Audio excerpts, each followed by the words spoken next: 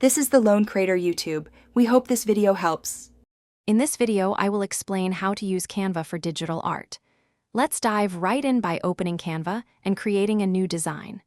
You can start with a blank canvas or explore the many templates available. Consider your project's purpose. For instance, an Instagram post might be 1080 by 1080 pixels. Getting your canvas set up correctly is the first crucial step to bringing your artistic vision to life. Canva offers a rich array of tools to spark your creativity.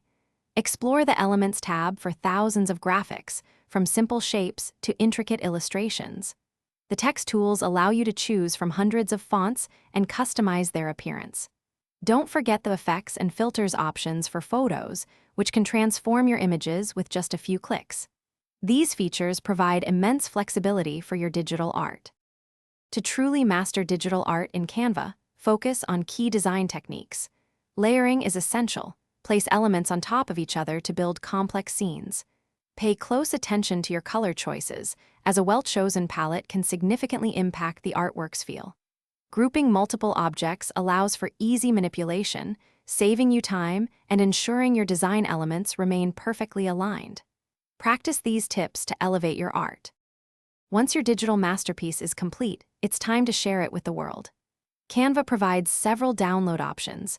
PNG is excellent for high-quality images with transparency, while JPG is ideal for photos.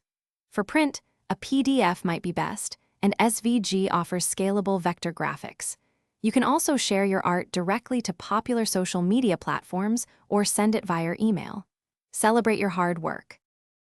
Thanks for watching. Consider subscribing if we helped you.